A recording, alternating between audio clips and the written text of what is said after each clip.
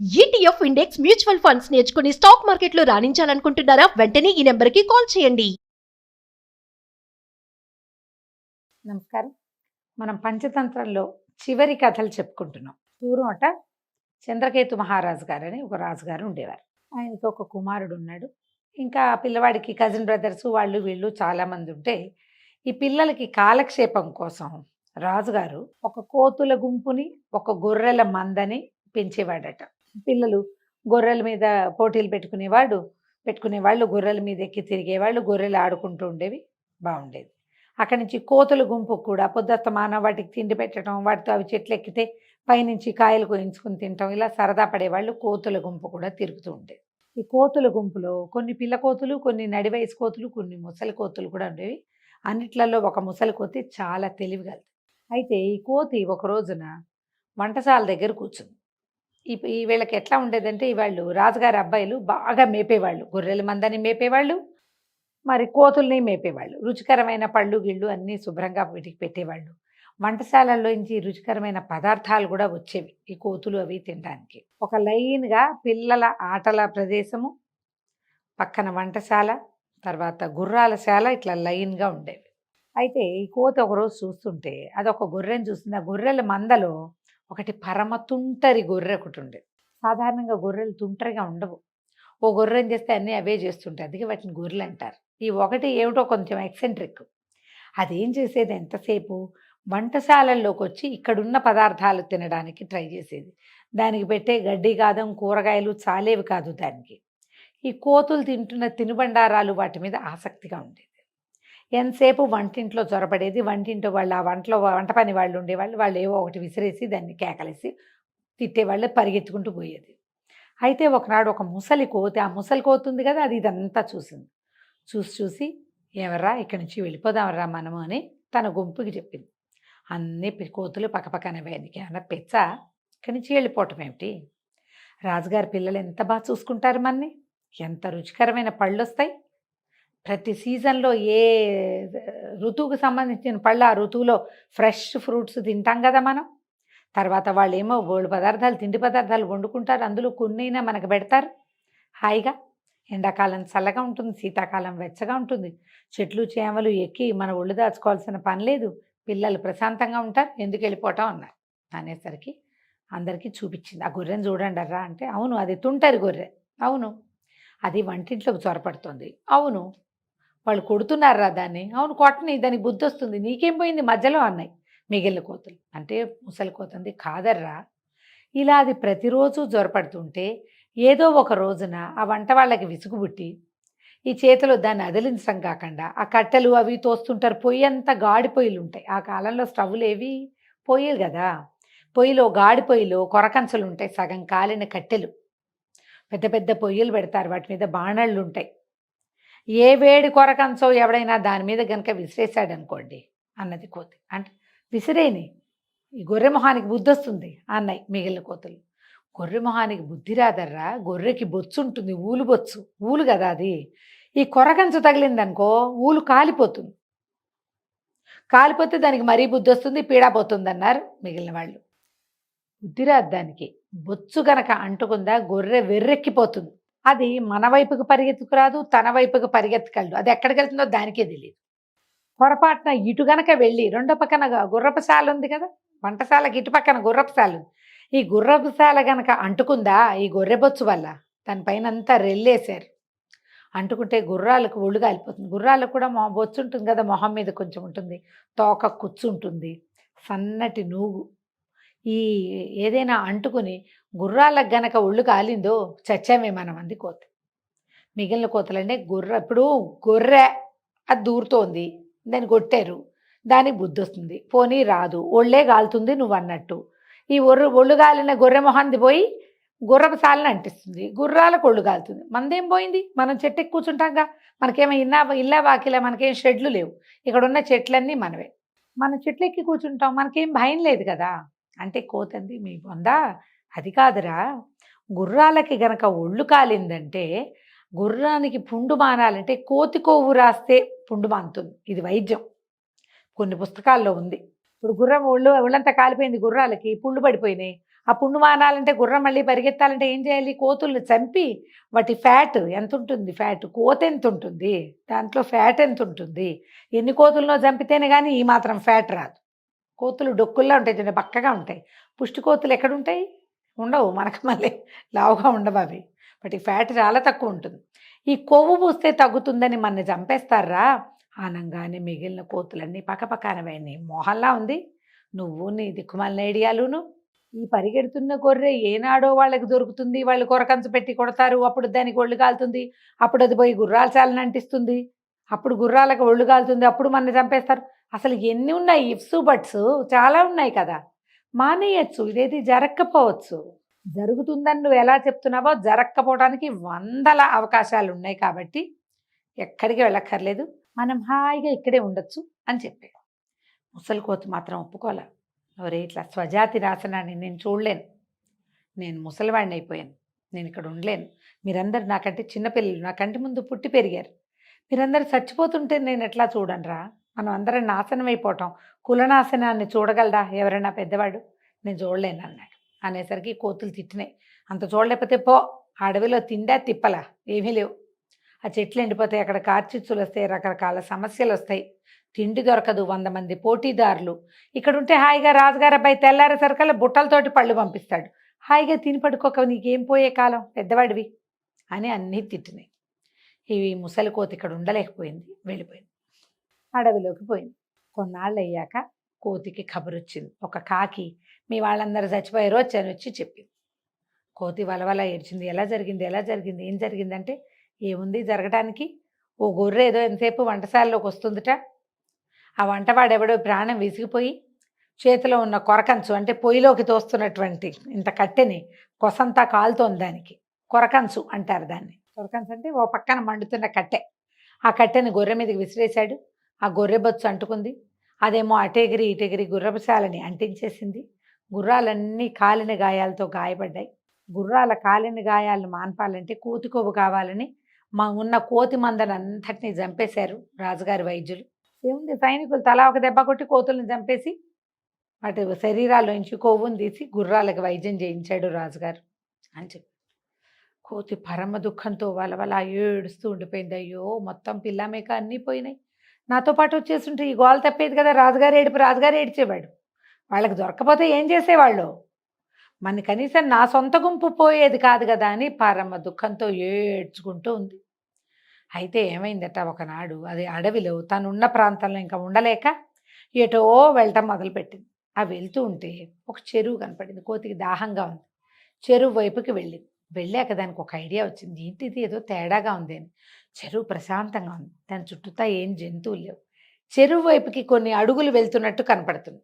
అడుగులు వెళ్ళినా ఏవో జంతువులు చెరువు వైపుకి నడిచి వెళ్ళినాయి, చెరువులోకి వెళ్ళాయి, నీళ్లు తాగాయి. రావాలిగా వెనక్కి, వెళ్ళిన అడుగులుగా ఉన్నాయి కానీ వచ్చే అడుగులు కనపడలా. ఈ కోతికి అనుమానం వచ్చింది. అంటే ఈ చెరువులో ఏదో ఉంది, ఏ జంతువైనా అందులోకి వెళ్తోంది కానీ అందులో నుంచి బయటికి రావట్లా.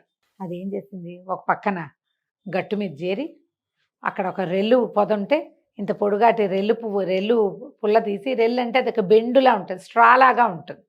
ఆ రెల్లుని నీటిలోకి ఆనించి నీళ్లు పీల్చడం మొదలుపెట్టింది. ఈ బుడబుడ శబ్దం చేస్తూ నీళ్ళు మామూలుగా మనం పీల్చేసరికల్లా స్ట్రాతో పీల్చేసిన సౌండ్ వస్తుంది. శబ్దం వచ్చేసరికల్లా అది నీళ్ళ నుంచి ఒక భూతం లేచింది. పైకి లేచి, ఎవర్రా నువ్వు అని చూసి, ఓర్ని భలే తెలివిగలవాడివిరా నువ్వు, ఇంతమందిని చూశాను, నీలాంటి తెలివిగలవాడిని ఎవరిని చూడలేదే అనేసరికి కోతంది, ఏమి లేండి నా తెలివి, మొత్తం కుటుంబం అంతా సర్వనాశనం అయిపోయింది, వాళ్ళని ఎవరిని నేను రక్షించలేకపోయాను అన్నాక భూతము కోతి కొంచెం ఫ్రెండ్షిప్ చేసి, ఆ భూతం ఏం చేసింది, నువ్వు ఇంత తెలివిగలవాడివి కాబట్టి నీకు ఒక అద్భుతమైన వస్తువు ఇస్తానని లోపల నుంచి ఒక ముత్యాల హారం తీసి ఇచ్చింది కోతికి. ఆ కోతి ఆ ముత్యాల హారం పట్టుకుని చూసింది. చూశాక భూతాన్ని అడిగింది, అయ్యా మీరు ఏం చేస్తారండి? ఏముంది, ఈ చెరువులోకి ఎవడొస్తే వాడిని తినేస్తాను అని చెప్పింది భూతం. ఎంతమందిని తినగలరండి? ఒకేసారి 1000 మందిని తినేయగలను, చెరువులోకి దిగితే చాలు 1000 మందిని హాంపట్టు ఒక్కసారే నేను తినేస్తా అనగానే ఈ కోతంది, చాలా సంతోషం, మీరు ముత్యాల హారం ఇచ్చారు కదా, మీకు అద్భుతమైన బహుమతి తెస్తాను నేను అని చెప్పి వెళ్ళిపోయింది. ఈ వెళ్ళిపోయిన కోతి సరాసరి తను ఏ నగరం విడిచిపెట్టి వెళ్ళిందో, ఏ నగరంలో తన కుటుంబం మొత్తం హతమారిపోయిందో ఆ నగరానికి వెళ్ళింది. రాజుగారి దగ్గరికి వెళ్ళి పలకరించింది. రాజుగారి అబ్బాయి కొంచెం పెద్దవాడు అయ్యాడు 26 నెలల్లో. రాజుగారు అన్నాడు, ఏమిటో ఈ భలేగా బాగున్నావు, ఎన్నాళ్ళైందో వచ్చి ఇక్కడికి ఎలా వచ్చావు ఏమిటి అని అడిగి, నీ మెళ్ళో ఏమిటో అది అన్నాడు. అనగానే కోతంది, అదే ప్రభు, చాలా రోజులు మీ దగ్గర ఉన్నాం కదా, మీకు బహుమతిగా ఇద్దామని ఈ ముత్యాల హారం తెచ్చాను. రాజు తీసుకున్నాడు ముత్యాల హారం. ఆ ముత్యాల హారం పరిశీలించి చూసి, అక్కడ ముత్యాలు రత్నాలు చూసేవాళ్ళు ఉంటారు, ఏమంటారు అప్రైజర్స్, అది వాళ్ళకు చూపించాడు. వాళ్ళు చూసన్నా, అయ్యే బాబోయ్ మేలు ముత్యాలండి, మన ప్రాంతంలో ఎక్కడా దొరకవే, ఈ కోతి మొహంది ఎక్కడి నుంచి తెచ్చింది అనగానే కోతిని అడిగారు, ఎక్కడిది ఇది ఏమిటంటే, కోతి చెప్పింది, చాలా అద్భుతమైన చెరువు ఒకటి ఉందండి, ఆ చెరువులో దిగిన వాళ్ళకి దిగినట్టుగా ఒక హారం లభిస్తుంది. నేను ఆ చెరువులో దిగా, ఆ చెరువులో ఉన్నటువంటి దైవం నాకు ఈ హారాన్ని ఇచ్చింది, నేనేం చేసుకుంటాను హారం, అందుకని మీకు ఇవ్వడానికి వచ్చా అనేసరికి రాజు అన్నాడు, ఎక్కడ ఎక్కడ ఆ చెరువు అని అడిగాడు. అయితే కోతంది, తప్పకుండా నేను చూపిస్తానండి, మీరు ఒకళ్ళే రావటం ఏమిటి, రండి నా వెనకాల పడి మీ వాళ్ళు నలుగురిని తెచ్చుకోండి, అందరికీ తలా ఒక హారం లభిస్తుంది, మీలాంటి గొప్ప రాజుకి అద్భుతమైన హారం లభించడం కంటే ఇంకేమైనా కావాల్సింది ఉందా నాకు అని రాజుగారిని బెల్లించింది, బాగా నమ్మించింది అనమాట. సరే రాజుగారు ఒప్పుకున్నాడు. అయితే ఏమన్నాడు, తన సైన్యం అందరినీ ఓ 1000 మందిని రమ్మన్నాడు, నాతో రండి, అడవిలో ఒక చెరువు ఉంది, అక్కడ అందరికీ ముత్యాల హారాలు లభిస్తాయి, ఆ ముత్యాలతో మన రాజ్యం నిండిపోతుంది, అదంతా కోశాగారానికి చేరాలి సుమా అని అందరికీ చెప్పాడు. మీ అందరికీ బహుమతులు ఇస్తాను, హారాలు నాకు ఇచ్చేయాలని 1000 మంది సైనికులకి చెప్పి తన కుటుంబాన్ని ఒక 1000 మంది ఇంచుమించుగా సైనికుల్ని పుచ్చుకొని బయలుదేరాడు. రాజుగారు కుటుంబము సమస్తమైన వాళ్ళందరూ 1000 మంది జనం చేరారు చెరువు దగ్గరికి. కోతంది, మహాప్రభు మీరు చాలా గొప్పవారు, మీరు త్యాగశీలి, కాబట్టి మీరు గట్టి మీదే నుంచోండి, మీ వాళ్ళందరినీ నీళ్లలోకి దింపుదాం, వాళ్ళందరికీ హారాలు లభించే అత్యద్భుతమైన దృశ్యాన్ని మీరు కంటితో చూద్దురు కానీ ఎంత బాగుంటుందో అని రాజుగారికి చెప్పింది. రాజు కూడా సంతోషించాడు. అవును, మన పరిజనం అందరికీ తలా ఒక హారము వస్తే వాళ్ళ ఆనందం మనం కంటితో చూడడం కంటే ఏం కావాలి మనకి, అదే కదా మనకు కావాలి. రాజుగారు పెద్ద కోతి గట్టు మీద నుంచున్నారు, ఇద్దరు నుంచున్నాక చెరువు చుట్టూతా చేరారు ఈ మొత్తం 1000 మంది గుంపు, ఒకేసారి దూకారు చెరువులోకి. దూకిన మరుక్షణం హాహాకారాలు చేశారు, ఒక్కడు కూడా బయటికి రాల. ఆ లోపల ఉన్న భూతం మొదట కోతి చూసినప్పుడు ఇంత కనపడింది, 1000 మంది వచ్చేసరికల్లా అది 1000 మందికి సరిపడా అయిపోయింది, చెరువంతా నిండిపోయి ఆ 1000 మందిని ఒక్కసారి గుటకాయ స్వాహా చేసేసింది. రాజు అయ్యో అయ్యో అయ్యో అని ఆక్రోశిస్తూ ఉండిపోయాడు, కానీ ఏమీ చేయలేకపోయాడు. అతను చూస్తూ ఉండగానే మొత్తం తన పరివారంతో పాటు కుటుంబంతో పాటు సమస్త పరివారము ఈ భూతానికి ఆహుతైపోయింది.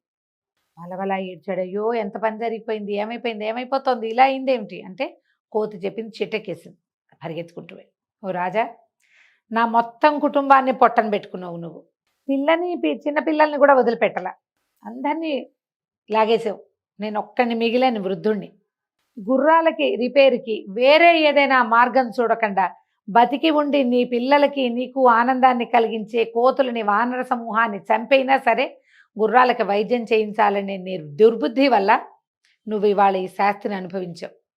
నాలాగానే అంత పరివారాన్ని పోగొట్టుకుని ఒంటరిగా ఉంటూ ఆ దుఃఖం ఏంటో నువ్వు అనుభవించాలి, నిన్ను అనుభవించేలా చేయడానికే ఇక్కడికి వచ్చాను, నేను నీ దగ్గరకు వచ్చిందే అందుకు అని చెప్పి రాజు దుఃఖపడుతూ ఉండిపోయాడు. ఏమీ చెయ్యలేక ఆ చెరువులో దిగినా తను రక్షించేదేం లేదు, అందులో దిగితే తన కూడా లాగేస్తుంది భూతం.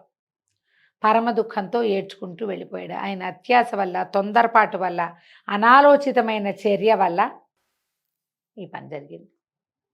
ఆ కోతి తన దగ్గర ఉన్న ముత్యాల హారాన్ని ఆ భూతానికి అప్పచెప్పేసి నాకు అక్కర్లేదని చెప్పి వేరే ఇంకొక సమూహంలో కలవడానికి తన దారిని తను వెళ్ళిపోయింది. ఏదైనా ప్రమాదం వచ్చినప్పుడు దాన్ని సరిచేయటానికి మనతో పాటు ఉన్న వాళ్ళని ఎవరినైనా బలి చేసే ఆలోచన చేయకూడదు, వీళ్ళని బాడి చేసి దాన్ని బాగు చేద్దాం అన్న ఆలోచన చేయకూడదు.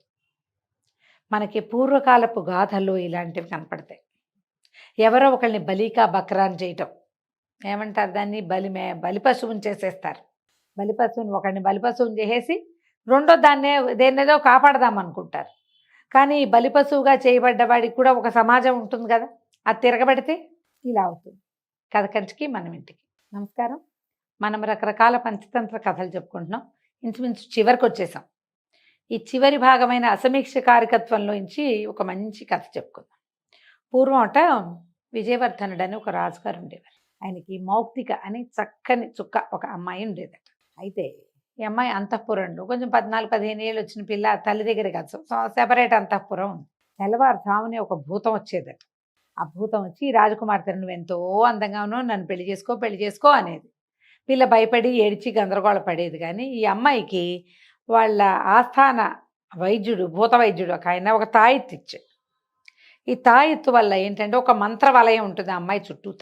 ఉండటం వల్ల ఈ భూతం పరిగెత్తుకుంటూ పోయి రాజకుమార్తెను పట్టుకోలేదు, కొంచెం యువతలు నిలబడుతుంది అనమాట. ఎందుకంటే ఆ మణికట్టులోకి కట్టున్న తాయెత్తులో నుంచి మంటలు వస్తాయి, అందుకని యువతల నుంచునేది. ప్రతిరోజు తెల్లవారుజామున వచ్చి నన్ను పెళ్లి చేసుకో నన్ను పెళ్లి చేసుకో నన్ను పెళ్లి చేసుకొని అడుగుతూ ఉండేది. రాజకుమార్తె భయపడి ఏడ్చేది. కాసేపు తెల్లారాక భూతం పోయేది, ఈ అమ్మాయి కాసేపు పడుకుని లేచి ఊరుకునేది, చెప్పేది కాదు. ఒకనాడు ఏమైంది, ఈ సమయం ఏవో పండగలు వస్తాయి, పొద్దున్నే నిద్ర లేవాల్సిన పండగలు. ఆ పండగ వేళలో ఒక చెలికత్తి వచ్చి రాజకుమార్తెని నిద్ర లేపబోయింది. రాజకుమార్తెకి మెలకు వచ్చేసరికల్లా భూతం కూడా వచ్చింది. రాజకుమార్తె వణికిపోతాం. ఈ లేపడానికి వచ్చిన చెలికత్తి ఆశ్చర్యపోయిన, చెలి ఎందుకమ్మా అట్ట వణికిపోతున్నావు, అంత చలిగా కూడా లేదు ఏమిటంటే, ఈ అమ్మాయింది రాజకుమార్తె మౌక్తిక, అది కాదే చూడవే చూడవే అక్కడ భూతమే అని చూపించింది. ఆ భూతం ఆ చెలికత్తె కనపడలే. ఎవరమ్మా ఎవరొచ్చారంటే, ఒక భూతం రోజు వస్తోంది, నన్ను భయపెడుతోంది, నాకెంతో భయంగా ఉంది అని రాజకుమార్తె చెప్పింది. అయితే వీళ్ళిద్దరూ మాట్లాడుకుంటారు. ఆ భూతం యువతలు నిలబడి వింటోంది, రాజకుమార్తెకి మాత్రమే కనిపిస్తోంది అది. ఏమన్నది రాజకుమార్తె, వీడు చీకట్లోనే వస్తున్నాడే, అసలే చీకటి, అందులోనూ భూతం, నాకు భయంగా ఉందే అని చెప్తోంది పిల్ల. తెల్లవారుజామున కొంచెం కను చీకటి ఉంటుంది కదా, అసలే చీకటి భూతము రెండు భయమే నాకు అంటుంది. ఈ భూతము కొంచెం తెలివి తక్కువ పెద్దమ్మ, దానికి ఏమర్థమైంది, ఓహో భూతం అంటే నేను, చీకటి అంటే వాడెవడో ఇంకోటి వస్తున్నాడు, ఈ చీకటి ఎవరో కనుక్కోవాలి, ఎవరు ఈ చీకటి అని ఆలోచించింది. ఆ చీకటి ఎవరు అని అడిగితే, చీకటితోటే నువ్వు వస్తావు అని ఆ రాజకుమార్తె చెప్పింది భూతానికి.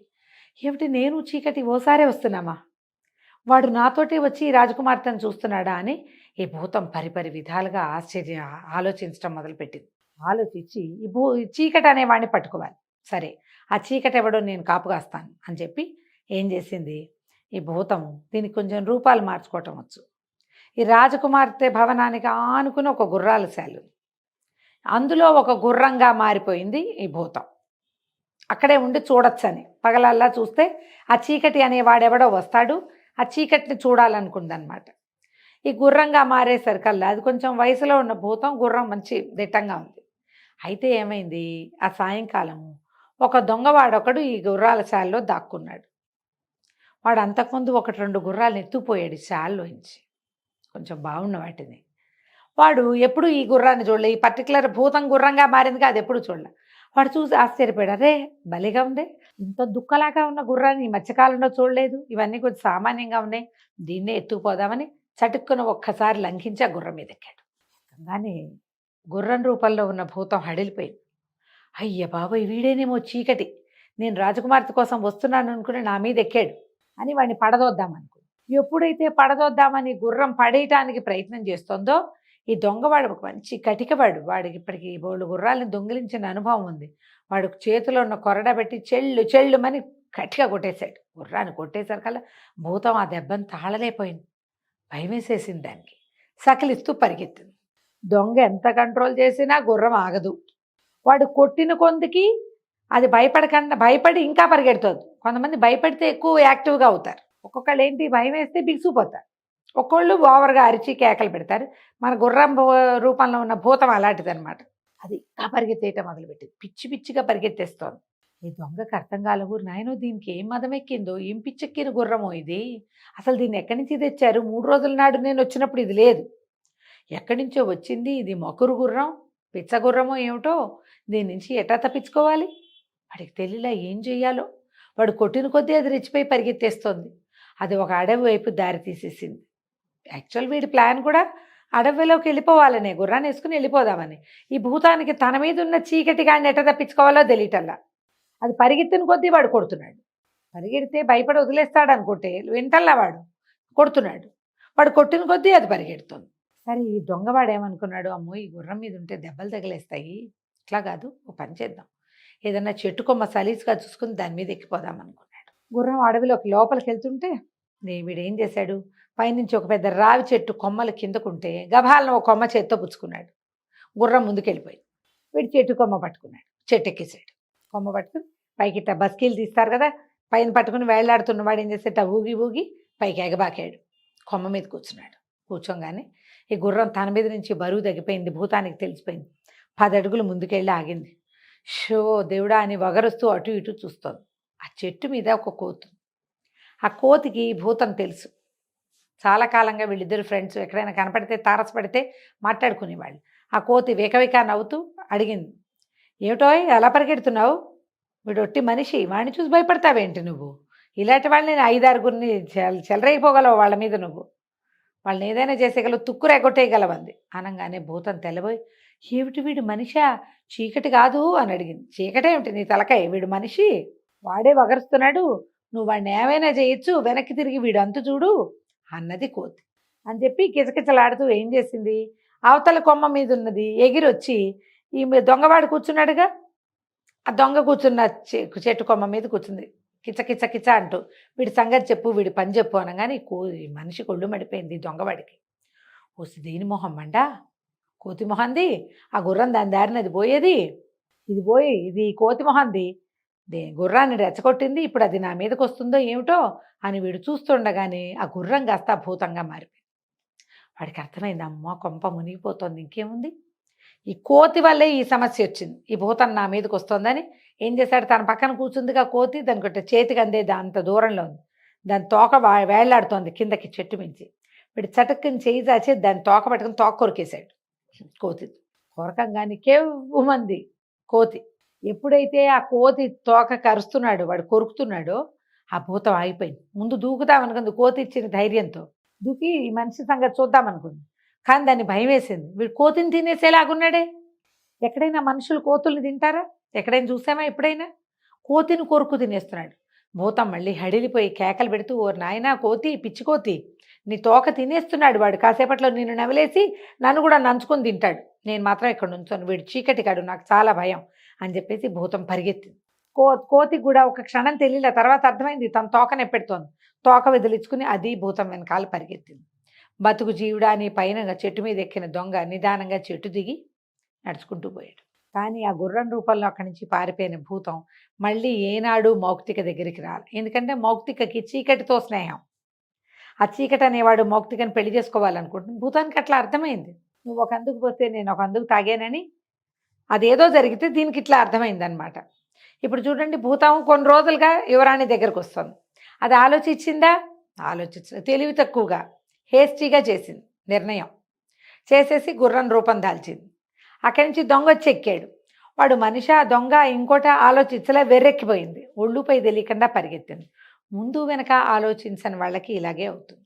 ఎప్పుడు ఏ పని చేస్తున్నా ప్రతి దానికి ముందేమిటి వెనకేమిటి, అసలు ఇది ఎంతవరకు కరెక్ట్ అనేది ఆలోచించి పనిచేయమని రాజకుమారులకి విష్ణు శర్మ గారు తెలియజేశారు. కథ కంచికి మనం ఇంటికి. నమస్కారం. మనం రకరకాల పంచతంత్ర కథలు చెప్పుకుంటున్నాం, ఇంచుమించు చివరికి వచ్చేసాం. పూర్వమట మధువ్రతుడు అని ఒక రాజుగారు ఉండేవారు. ఆయనకి లేక ఒక కూతురు పుట్టింది. తీరా ఆ పిల్ల నుదుటి మీద ఒక కొమ్ముతో పుట్టింది. ఇక్కడ ఒక కొమ్ము వచ్చింది దానికి, చంటి పిల్లకి. మంత్రి గారు వచ్చి చెప్పాడు, మనకు అమ్మాయి పుట్టిందంటే సంతోషించారు, చాలా బాగుందన్నారు. అందరికీ నగలు నాణ్యాలు పంచిపెట్టారు. 3వ రోజున పురిట్లో పిల్లని చూడడానికి వెళ్ళేసరికి దాని మొహం మీద కొమ్ము ఉంది. రాజుగారు హడిలిపోయాడు, ఇది ఇట్ట ఉంది కొమ్ము, ఈ కొమ్ము ఉన్న పిల్లని ఏం చేయాలి, సరే ఏం చేయాలి అని ఆలోచించారు. పిల్లని చంపేద్దామా, ఎక్కడైనా వదిలేద్దామా, ఏం చేద్దాం అంటే మంత్రి గారు అన్న, అటు తొందరపడద్దండి, మనం ఎవరైనా పురోహితులను అడుగుదాం, ఏం చేయొచ్చో చూద్దాం అని చెప్పి కొంతమంది పురోహితుల్ని పిలిపించాడు. వాళ్ళందరూ అన్నారు, అయ్యో ఆడపిల్ల మొహం మీద కొమ్ముతో పుడితే ఇంకేముంది, చాలా అనర్థం మహారాజా, ఈ పిల్ల ఉంటే మీకు తండ్రికి ఇబ్బందే, పెళ్ళైతే భర్తకి ఇబ్బందే, ఈ అమ్మాయి వల్ల, అమ్మాయి మృత్యువుగా భావించాలి, దీనివల్ల అనర్థాలు జరుగుతాయి, ఇట్టా చెప్పారు. చెప్పాక ఏం చెయ్యాలి అంటే వాళ్ళు అన్నారు, అట్ట కాదండి, పిల్లని ప్రస్తుతానికి గదిలో పెట్టి తాళం వేయండి, ఒక గదిలో ఉంచండి. అందరికీ చూపించొద్దు, మీరు చూడొద్దు. పిల్లని ఉంటుంది, పెరుగుతూ ఉంటుంది. కొన్నాళ్ళయ్యాక పెళ్ళిడొచ్చాక ఎవరికైనా ఇచ్చి పెళ్లి చేసేద్దాం. పిల్లని తీసుకుని ఊరు వదిలిపెట్టి వెళ్ళిపోవాలి. మన దేశంలో ఉండకూడదు అని చేద్దాం. అప్పుడు మీకు శిశు హత్యాపాతం, పుత్రికా హత్యాపాతకం ఇలాంటివి చుట్టుకోవు. పిల్లని పెంచాం, పెళ్లి చేసాం, పంపించాం, మొగుడితో పంపించేస్తాం. ఎక్కడ పోతే అక్కడ పోతారు, ఇంతేనన్నారు.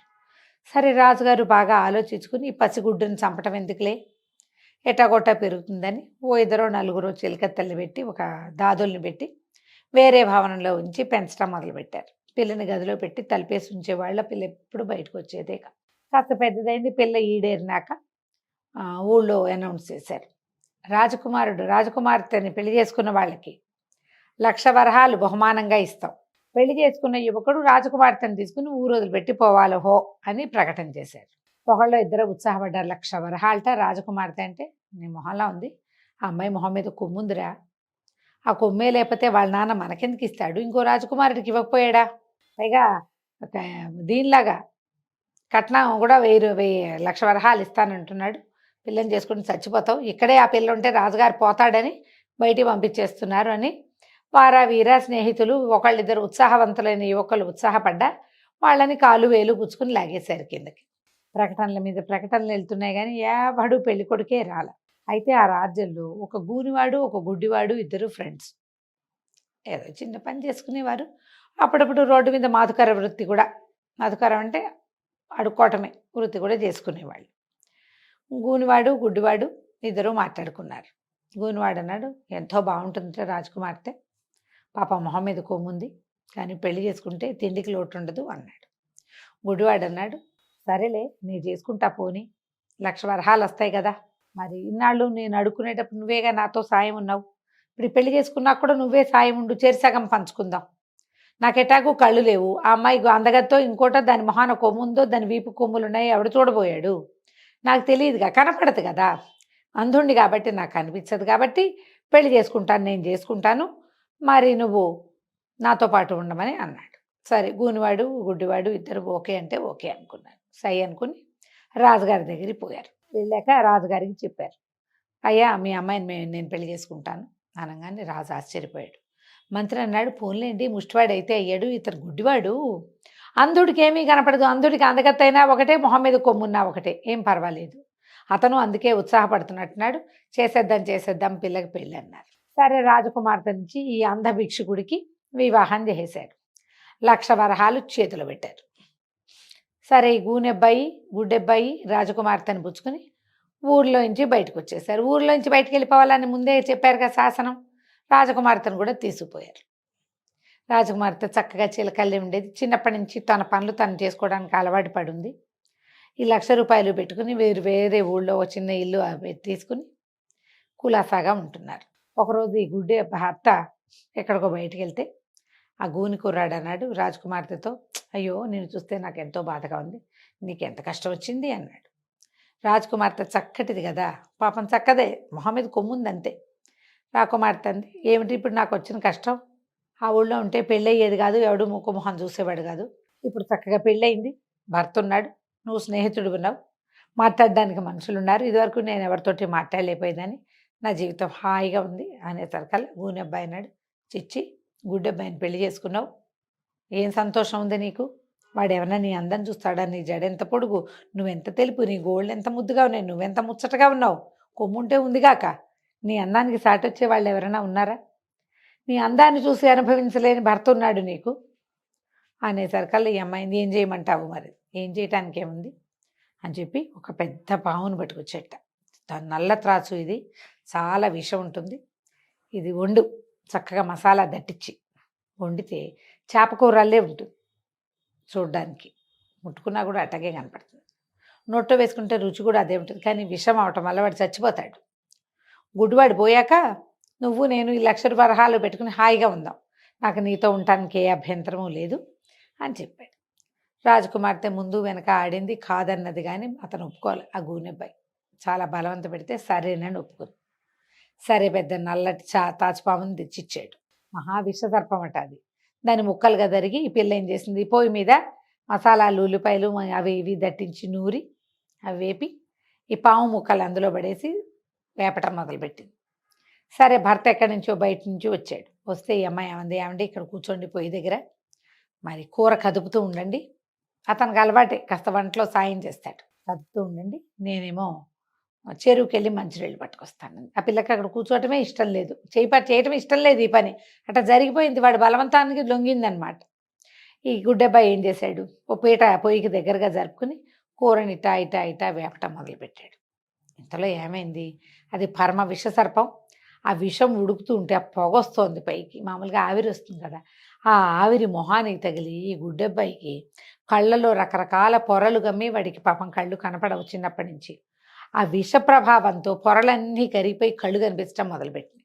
ఇక అబ్బాయి అంతా చుట్టూతా చూసుకుని ఈ ఉడికేది చేప కాదని, ఇది పామని, తనని చంపడానికే ఈ భార్య ఈ కూర వండుతోందని అర్థం చేసుకున్నాడు. కళ్ళు కనపడుతున్నాయిగా, ఊరుకున్నాడు. ఈ లోపల ఏమైంది, అమ్మాయి మంచినీళ్ళు పుచ్చుకుని వెనక్కి వచ్చింది. వెనక్కి వస్తే భర్త ఏమో పొయ్యి దగ్గర కూర్చున్నాడు. ఈ పిల్ల లోపల గుమ్మంలోకి వచ్చింది. ఈ గూని కుర్రాడు, వీపు వంగిపోయి ఉన్న కుర్రాడిని అడగా భర్త ఫ్రెండ్ వాడు లోపలికి వచ్చాడు. కూర చేసి పెట్టావా రాకుమార్తె, రాకుమారి పెట్టావా అన్నాడు. అనేసరికల్లా ఇంకా ఎక్కడ కూర ఎక్కడైంది, అదిగో అతనే పొయ్యి దగ్గర కూర్చుని కదుపుతున్నాడు చూడమని అనేసరికల్లా అప్పుడు ఈ గుడ్డిబాయికి ఏమర్థమైంది, ఓహో ఈ చేప అని చెప్పి ఈ మాంసాన్ని, పాము మాంసాన్ని తెచ్చిచ్చింది వీడనమాట. వాడు ఒక్క ఉదుటిని లేచి ఆ పొయ్యి దగ్గర నుంచి తన ఫ్రెండ్ అయిన ఆ గూని వాడిని ఆ పక్కనున్న లాఠీ కర్ర పెట్టి వీపు తుక్కు రేగొట్టాడు, వీపంతా కొట్టాడు. దుర్మార్గుడా, నన్ను చంపాలని చూస్తావురా, పెళ్లి చేసుకుంది నేనైతే 50 వరహాలు నీకు ఇస్తానన్నాను, నిన్ను నాతోటే ఉంచుకున్నాను, రాకుమార్తెతో అన్నం వండించి పెడితే నీకు చివరికి నన్ను చంపాలని చూస్తావా అని ఆ వీపు మీద శతమోదేసరికల్లా ఆ గూనివాడికి కాస్త వీపు నువ్వు సాఫీ అయిపోయింది. అంతకుముందు ఇట్లా వంగిపోయి ఉండేవాడు, ఈ పడ్డ దెబ్బలకి ఇట్లా వంగుని వాడు ఇట్లా లేచి ఉంచున్నాడు. ఇంతలో యువరాణి అడ్డం వచ్చింది. రాకుమార్తె అయ్యో అయ్యో చచ్చిపోతాడండి, ఏమైనా అవుతాడు, క్షమించండి, వదిలేండి వదిలేండి అంటే ఈ పై గుడ్డపై గుళ్ళు మండిపోయింది. నీ వల్లే కదా, వీడు చిన్నప్పటి నుంచి స్నేహితుడు, నాకు నీ మీద ఆస్తోటి నాకు శత్రువు అయిపోయి నన్ను చంపడానికి చూస్తున్నాడు అని చెప్పి ఆ కర్ర పెట్టి అమ్మాయి మొహం మీద కొట్టాడు. కొట్టేసరికల్లా ఈ ముందు ఇట్లా కొమ్ము పెరిగింది కదా, అది పళక్కమని విరిగిపోయింది. కొమ్ము విరిగిపోయింది, కొమ్ము లేదు, ఇంకా మొహం మీద ఊరికే మచ్చల్లే ఉంది అంతే. అమ్మాయి చూసుకుంది, కొమ్ము విరిగి ముక్కా చక్కా అయిపోయింది, ఏం లేదు, కిందంతా పిండి పిండిగా రాలిపోయింది. మొహం మీద తడుకుంటే బొప్పిలా ఉంది, ఏమీ లేదు అక్కడ. పరిగెత్తుకుంటూ పోయి అద్దం చూసుకుంది. చూసుకుని ఏమంటే కొమ్ము మీద ఎట్టా కుట్టారండి, మీకు కళ్ళు కనపడుతున్నాయంటే, ఇదేదో వండుతున్నావు రా మాంసం, ఆ మాంసం ఉడికే వాసనకి నాకు కళ్ళు వచ్చేసినాయి అన్నాడు. అనేసరికి మీకు కళ్ళు రావటమే కాదండి, మీ స్నేహితుడి గూని తగ్గిపోయింది, నా మొహం మీద కొమ్ము కూడా రాలిపోయింది అని అద్దం చూసుకుని భర్తకు చూపించింది. ఇదివరకు కొమ్ము ఉండేది, నువ్వు ముట్టుకునేవాడివి కదా, ఇప్పుడు చూడంటే మొహం నున్నగా ఉంది. గుడ్డివాడు ఆశ్చర్యపోయాడు. ఎవరెవరా ఇలా జరిగిందా అన్నాడు. రాజకుమార్తె పాదాలు పట్టుకుంది భర్తది. నేనేం కావాలని చేయలేదు, ఇతను నాకు అలాంటి ఆలోచన రేపెత్తిచ్చాడు, ఇంకెప్పుడు ఇట్లా చేయను, నీ కళ్ళు వస్తే నువ్వు నా భర్త కళ్ళు ఉంటే నాకు అంతకంటే ఏం కావాలి, ఇంకేం అక్కర్లేదు, ఈ 1,00,000 రూపాయలు పెట్టుకుని మనం హాయిగా ఉందాం, మీ స్నేహితుడు కూడా ఈ ఊళ్ళో గూని కూడా పోయింది కాబట్టి ఈ ఊళ్ళో ఎవరైనా పిల్లని చూసి పెళ్లి చేద్దాం, చేరుకో 50,000 పంచుకుని హాయిగా ఉందాం అని చెప్పి రాకుమార్తె పరిపరి విధాలుగా భర్తను బతిమలాడి కాళ్ళు పుచ్చుకున్నంత పనిచేసి ఒప్పించింది. ఈ లోపల గూని తగ్గిపోయిన గూని కుర్రాడు కూడా స్నేహితుడు కాళ్ళు పట్టుకుని అత్యాశకు పోయి ఈ పని చేశాను, ఇంకెప్పుడు ఇట్లా ఆశపడను, నా వాటా నాకు పంచిచ్చేయి, పెళ్లి చేసుకుని నా జీవితాన్ని నేను బతుకుతానని అన్నాడు. తర్వాత అతనికి పెళ్లి చేశారు. చెరో 50 లక్షలు, 50,000 రూపాయలు, లక్షలు కాదు 1,00,000 రూపాయలు కదా ఇచ్చింది, చెరో 50,000 పంచుకుని సుఖంగా కాలక్షేపం చేశారు. తర్వాత రాజుగారికి తెలిసింది వాళ్ళ అమ్మాయికి మొహం మీద కొమ్ము పోయిందని, అల్లుడికి కళ్ళు వచ్చాయని. తర్వాత కాలంలో వీళ్ళకి పిల్లలు పుట్టే కాలం నాటికి రాజుగారు ఈ రాకుమార్తెని, ఆ గుడ్డి కుర్రాడిని, అదే ఆ భర్తని, ఇద్దరిని మళ్ళీ వెనక్కి తీసుకున్నాడు కథ కంచికి మనం ఇంటికి. నమస్కారం. మనం రకరకాల పంచతంత్ర కథలు చెప్పుకుంటున్నామండి. ఇంచుమించు పంచతంత్రలోని చివరి తంత్రమైన అసమీక్ష కారకత్వంలోంచి చివరి కథ ఇది. దీంతో పంచతంత్ర సిరీస్ పూర్తయిపోయినట్టే. ఇలాంటి నీతి కథలు ఇంకేమైనా ఉంటే మళ్ళీ చెప్పుకోవడానికి ప్రయత్నం చేద్దాం. పంచతంత్రం మాత్రం దీంతో ఆఖరైపోతుంది. పూర్వమట ఒకనాడు ఒక బ్రాహ్మణ ఆయన ఒక అడవి దారి గుండా నడిచెళ్తుంటే ఆ చెట్ల కింద వెళ్తుంటే ఒక చెట్టు మీద ఒక భూతం ఉందట. ఆ భూతం స్నానం చేయాలని అనుకుంటోంది. ఈ కింద నడిచేస్తున్న ఒంటరిగా వస్తున్న బ్రాహ్మణ్ణి చూసింది. పూర్వం ఉండే కొన్ని పద్ధతులు ఉండేవి, ఇప్పుడు కూడా మన వాళ్ళు చెప్తూ ఉంటారు. అట్లా ఎక్కడికైనా యాత్రకి వెళ్ళేటప్పుడు, పొరుగురు వెళ్ళేటప్పుడు, అటవీ మార్గంలో వెళ్ళేటప్పుడు తోడు లేకుండా వెళ్ళకూడదు, నలుగురు ఉండాలి. అడవిలో వెళ్ళాలంటే నలుగురు ఉండాలి. ఇదివరకటి కాలంలో ఊరికి ఊరికి మధ్యలో చిట్టడవులు ఉండేవి. సుమారైన చిన్న అడవి ఉండేది. అందులో జంతువులు ఉండొచ్చు, దొంగలు ఉండొచ్చు, దారిదోపిడీ వాళ్ళు ఉండొచ్చు, లేదా ఇలాగా భూతాలు ఉండొచ్చు. నలుగురుంటే తప్పించుకోవటం సులువు. 4 రకాల ఐడియాలు వస్తాయి. ఒకడే ఉంటే దొరికిపోతాడు కదా, అందుకని అలా వెళ్ళొద్దనేవాళ్ళు. ఈ బ్రాహ్మణ ఆయన ఏదో పని మీద వెళ్తూ ఈ చెట్టు కిందకు వచ్చాడు. ఈ పైన ఉన్న భూతం అబ్బాబ్బా ఒక్కడే వస్తున్నాడు, వీడే మనకు కావాల్సిన వాడని ఒక్క దొబిక్కమని ఆ చెట్టు మీద నుంచి బ్రాహ్మడి భుజాల మీదకి దూకింది. బ్రాహ్మడు హడిలిపోయాడు, అయ్య బాబోయ్ ఏమిటో నా భుజం మీదకి దూకేసిందని. ఎవరు ఎవరు ఏమిటిది ఏమిటిది అన్నాడు. అనేసరికి ఆ భూతం అంది, ఓ రబ్బాయి నేను భూతాన్ని, స్నానం చేయాలి, చెరువు దాకా నడిచి వెళ్ళాలి, నా వల్ల కాదు నడవడం, నువ్వు నడిచి నన్ను తీసుకెళ్ళి నన్ను మోసుకెళ్ళదు. చచ్చే బరువు ఉంది, ఉప్పు మూటంత బరువు ఉంది భూతం. ఈ బ్రాహ్మణ ఆయన నిదానంగా నడవటం మొదలుపెట్టాడు. ఏం చేయాలో తెలియదు, దీని నుంచి ఎట్ట తప్పించుకోవాలో తెలియదు, అదేం చేయబోతుందో. చెరువు చెరువు అంటోంది, చెరువులో నన్ను తీసుకెళ్ళి ముంచేస్తుందా ఏమిటి ఇది గాను, ఏమిటో తెలియటలా, పాపం అర్థం కావటలా. నడుస్తున్నాడు. నడుస్తుంటే దాని ఇప్పుడు పైన భుజాల మీద ఒకళ్ళు కూర్చున్నారనుకోండి, వాళ్ళ కాళ్ళు ఇట్ట మేళ్ళ మీదకి వేళ్లాడతాయి కదా, ఈ పట్టుకున్నాడు, పిక్కలు పట్టుకున్నాడు, కాళ్ళలాగా ఉన్నాయి దానికి. అయితే అప్పుడు అతనికి తెలిసింది అక్కడ చేయి జారుతోంది, పాదాలు మెత్తగా ఉన్నాయి భూతానికి. ఆయన ఆశ్చర్యపడి ఏమిటిది భూతం కదా, దీని పాదాలు ఏమిటి ఇంత మెత్తగా ఉన్నాయని పరిశీలించాడు. చూస్తే భూతానికి 2 పాదాలు చక్కగా నున్నగా చిన్నపిల్లల పాదాలల్లే లేత తమలపాకుల్లాగా ఉన్నాయి. తను అడిగాడు, మరి మాట్లాడుతూ ఏదో ఒకటి మాట్లాడాలిగా, భయపడితే మాత్రం ఏమవుతుంది. మా బ్రాహ్మణ ఆయన అడిగాడు, బాబు ఏంటండి మీ కాళ్ళు ఇంత మెత్తగా ఉన్నాయి, ఇంత లేత తమలపాకులనే ఉన్నాయంటే, అవును అయ్ నేను నడవను, మట్టి తగిలితే నాకు ఇష్టం ఉండదు, చెరువులో దిగటమే, ఎవరో ఒకళ్ళు రావడం కోసం చూస్తా, వాళ్ళతో పాటు వెళ్ళి చెరువులో దిగి స్నానం చేస్తా అంతే, నేను నేల మీద నడవను కాబట్టి నా కాళ్ళు ఇంత మెత్తగా ఉన్నాయన్నాడు. వీడికి అర్థం కాల బ్రాహ్మణ ఆయనకి. అంటే నడవడు సరే, చెరువు దాకా వెళ్ళాక స్నానం చేశాక మళ్ళీ చెట్టు దాకా వస్తాడా, అంటే చెట్టు దాకా నేను మోసుకురావాలా, అర్థం కాల. తర్వాత ఆయన 4-5 కబుర్లు విన్నాడు ఊళ్ళో. ఇక్కడుండే ఈ అడవిలో ఉన్న ఒక భూతం మనుషుల్ని తినేస్తుందని. ఇప్పుడు నన్ను తినేస్తుంది అనుకో, ఇది చెట్టు దాకా ఎట్టా వస్తుంది, నడిచొస్తుందా, దీని కాళ్ళు ఇలా ఎలా ఉంటాయి, అర్థం కాకుండా ఉంది. సరే భూతం అంది, నడు నడు గబగబా, అసలే నాకు ఆకలిస్తుంది, చెరువు వస్తే కానీ నేను నీ భుజాల మించి దిగను, నన్ను చెరువు దగ్గర దింపాలి నువ్వని. బ్రాహ్మణ తను నడవటం మొదలుపెట్టాడు. ఆలోచిస్తున్నాడు, ఏం చేద్దాం ఏం చేద్దాం ఏం చేద్దామని. చెరువు వచ్చింది. చెరువు దగ్గర ఈ భూతం దిగి నీళ్ళలోకి వెళ్తూ, నేను వచ్చేదాకా ఇక్కడే నుంచో, కదిలేవో చంపేస్తా. సరే భూతం నీళ్ళలోకి వెళ్ళంగానే బ్రాహ్మడు బతుకు జీవుడని పరిగెత్తాడు, ఒకటే పరుగు. ఎందుకంటే అది చెరువులో నుంచి బయటకు వచ్చి తనని తినేస్తుంది, తర్వాత అది నడవదు, అక్కడే కూర్చుంటుంది. ఈ చెరువు దాకా ఎవడైనా వస్తే వాడి భుజాలు ఎక్కి వస్తుందన్నమాట చెట్టు దగ్గరికి. ఎలాగో జరుగుతుంది, దానికి ఆకలిస్తుంది అని చెప్తుంది. స్నానం చేసేదాకా తనని తిందు, ఎందుకంటే మధ్యదారిలో తినేస్తే తను నడవాల్సి వస్తుంది అటు ఇటు. చెరువులో ఉంటే దానికి సేఫ్టీ, దాక్కోవడానికి చెరువులో దాక్కుంటుంది, లేదా చెట్టు మీద దాక్కుంటుంది. రాముడు కాళ్ళకి బుద్ధి చెప్పాడు. ఆ చెరువులో దిగిన భూతం చెరువులోనే ఉండిపోయింది, ఇంకోడెవడో వచ్చేదాకా. బ్రాహ్మడు బ్రెయిన్ వాడాడు.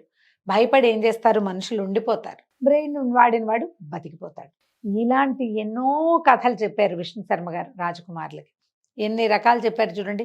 కోతి మొసలి కథ చెప్పారు, కొంతమంది మనుషుల కథలు చెప్పారు, ధనం లేకపోతే బలం లేదని చెప్పారు, తొందరపాటుగా పనిచేసి పాముని అది ముంగిసి చంపేసిన బ్రాహ్మణిలాగా చెయ్యొద్దన్నారు. ఎంత తెలివైన కథలు చెప్పారు. ఏ తొందరపాటు పని చేయకూడదు, ఏం చేసినా ఆలోచించి చేయాలి.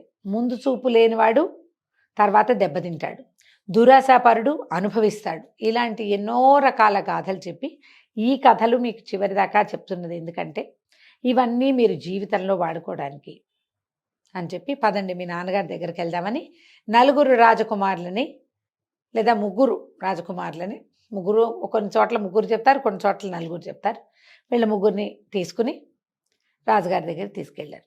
తీసుకెళ్ళి రాజుకు చెప్పాడు, మీరు పరీక్షించుకోండి మీ అబ్బాయిని, మీరు ఏ ప్రశ్న వేసినా వీళ్ళు సమాధానం చెప్పగలిగే స్థితిలో ఉన్నారు. ఎన్నో రకాల గాథలు కథలు విన్నారు.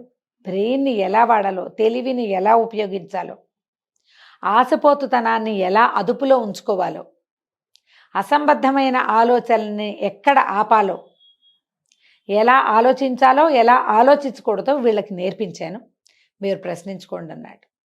ఆయన చాలా సంతోషపడి కుమారులని రకరకాల ప్రశ్నలు అడిగి వాళ్ళ తెలివి ఏ విధంగా పెరిగిందో తెలుసుకుని తర్వాత ముగ్గురు రాజకుమారులకి పట్టాభిషేకం చేసేసాడు. ఈ రాజకుమారులు విన్నటువంటి ఈ కథలన్నీ కూడా మనకి ఈ రోజుకి ఉపయోగపడతాయి. జస్ట్ ఆ సిచ్యువేషన్కి తగినట్టుగా మనం ఆలోచించాలంతే. ఇలా నెంబర్ ఆఫ్ టైమ్స్ చాలాసార్లు ఈ కథలని వినటం వల్ల మెదడుకి పదును వస్తుంది, తెలివితేటలు పెరుగుతాయి. మన ఆలోచన విధానం ఏదో ఒక రకంగా పోతూ ఉంటాం. మనం రకరకాలుగా ఆలోచించటం, ఒకే విషయాన్ని అన్ని కోణాల్లో నుంచి ఆలోచించటం, ముందు వెనక తెలుసుకోవటం మనకి ప్రాక్టీస్ అవుతుంది. ఈ కథలు వినండి, పిల్లలకి వినిపించండి.